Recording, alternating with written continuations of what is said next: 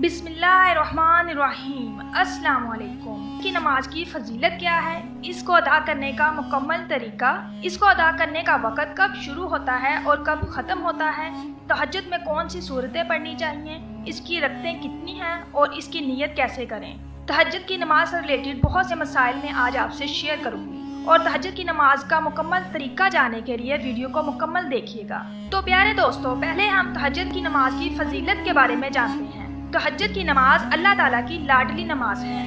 प्यारे नबी हज़रत मोहम्मद सल्लल्लाहु अलैहि वसल्लम ने फरमाया कि जब सारी दुनिया सो रही होती है और कोई चढ़ती जवानी वाला उठे, वज़ू करे और मसल्ला बिछाए तो बाकी नमाजों पे अल्लाह ताला सवाब देते हैं, लेकिन तहज्जुद की नमाज ऐसी है जिस पर अल्लाह ताला अपने बंदे को नमाज पढ़ता हुआ देखकर मुस्कुराते हैं। सुभान अल्लाह।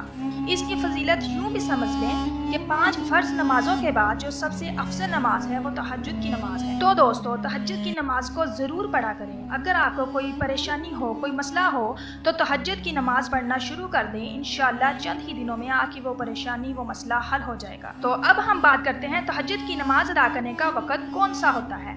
बहुत से लोगों को इस बात की गलत फहमी है कि तहज्जुद की नमाज का वक़्त सुबह का होता है, यानी जो सहरी का वक़्त होता है वही सुबह की नमाज का वक़्त होता है, जबकि ये बहुत बड़ी गलत फहमी है। तो अच्छी तरह से समझ लें कि तहज्जुद की नमाज का जो वक़्त है, इशा की नमाज के बाद आप 5 मिनट, 1 घंटा या जितने भी घंटे बाद सो के उठेंगे तो तहज्जुद की नमाज का वक़्त शुरू हो गया। और सुबह जब सहरी का वक़्त ख़त्म होता है तो उस वक़्त तहज्जुद की नमाज का वक़्त ख़त्म हो जाता है।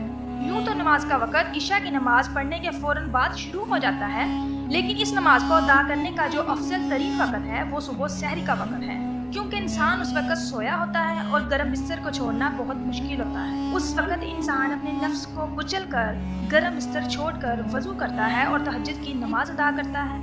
इसका जो सबसे अफजल वक़्त है वो सुबह सहरी का वक़्त है और इस वक़्त नमाज अदा करने से सवाब भी ज़्यादा मिलता है। अब हम जानते हैं कि तहज्जुद की नमाज की रकतें कितनी हैं। अगर वक़्त हो तो कम से कम 4 रकतें पढ़ें और ज़्यादा से ज़्यादा आप 12 रकतें भी पढ़ सकते हैं, लेकिन अगर वक़्त बहुत ही कम हो तो 2 रकतें भी पढ़ सकते हैं। अब हम तहज्जुद में पढ़ी जाने वाली सूरतों के बारे में बात करते हैं। बहुत से लोग समझते हैं कि इसमें कोई ख़ास सूरतें पढ़ी जाती हैं, लेकिन ऐसा बिल्कुल भी नहीं है। जैसे हम लोग बाकी नवाफिल अदा करते हैं, बिल्कुल उसी तरह तहज्जुद के नफल भी अदा किए जाते हैं। मैं आप लोगों के लिए आसान कर दूं कि तहज्जुद की नमाज अदा करने का तरीका ये है। सबसे पहले सना पढ़ी जाएगी, फिर उसके बाद औज़ु बिल्लाह, फिर बिस्मिल्लाह, उसके बाद सूरत फातिहा और फिर कोई भी सूरत यानी सूरत इखलास भी पढ़ सकते हैं। उसके बाद रकू और सजूद और उसके बाद दूसरी रकत के लिए खड़े होंगे। सबसे पहले बिस्मिल्लाह पढ़ेंगे, फिर सूरत फातिहा, फिर कोई भी सूरत यानी सूरत इखलास पढ़ेंगे, फिर रकू, सजूद, अत्तहियातु, दरूद शरीफ और दुआ मांगेंगे और इस तरह 2 रकत अदा करेंगे। जितनी भी रकतें पढ़नी हो इसी तरीके से पढ़ेंगे। जितना भी आपके पास वक़्त हो आप पढ़ सकते हैं, लेकिन पढ़ने का तरीका यही है जैसे हम बाकी नवाफिल अदा करते हैं। अब हम बात करेंगे नीयत के बारे में कि तहज्जुद की नमाज की नीयत कैसे की जाए। तो नीयत कहते हैं दिल के पुख्ता इरादे को।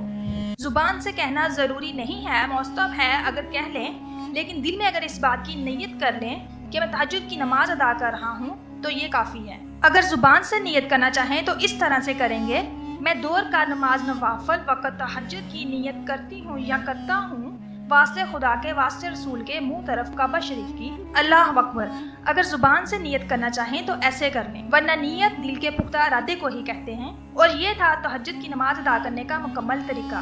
तहज्जुद की नमाज की बहुत फजीलत है, इसे अदा करने से अल्लाह ताला का कुर्ब हासिल होता है। अगर आपकी कोई दुआ कबूल नहीं हो रही तो सुबह सहरी के वक़्त उठें, तहज्जुद की नमाज अदा करें और वो दुआ मांगें, इंशाअल्लाह अज़्ज़ व जल ज़रूर कबूल होगी, क्योंकि ये कबूलियत की घड़ी होती है। मेरी अल्लाह ताला से दुआ है कि अल्लाह ताला हमें ये नमाज पढ़ने की तौफीक अता फरमाएं और हमें दिलों का सुकून अता फरमाए। आमीन सुमा।